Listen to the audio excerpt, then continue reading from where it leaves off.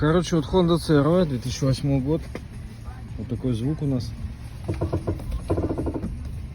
при повороте руля.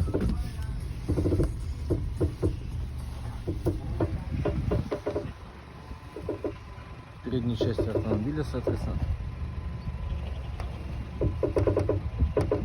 Вроде как съездил на диагностику. Сделали вывод, что это стойки стабилизатора передние. Так хрустят, интересно. На ходу они на кочках не хрустят, а при повороте руля хрустят. Сейчас будем снимать и пробовать сбивать смазку и смотреть, что получится у нас. Так, ну вот, короче, второй видос.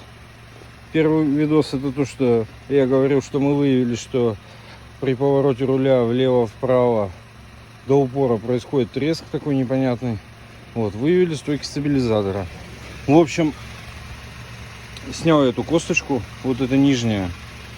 Вот, она туго вообще, то есть руками идет. Это более-менее как бы прогибается от нажатия руки даже. Вот. Это вообще, блядь, ни в какую. Вот. Теперь берем, поворачиваем, руль влево пошел до упора. Вот. Руль вправо до упора. Все. Никаких косяков нет. Надо разобрать стойку стабилизатора. Ну, либо просто заказать другую и все. А также сейчас еще колесо накину и посмотрю, будет ли или не будет этого звука, когда машина будет стоять на колесе под нагрузкой. Так, ну и вот третье видео получается. Стойку стабилизатора снял. Вот она, злосчастная стойка стабилизатора Honda CR-V 2008 года. Заводим машину. Завели. Крутим до конца влево. До конца вправо. Все.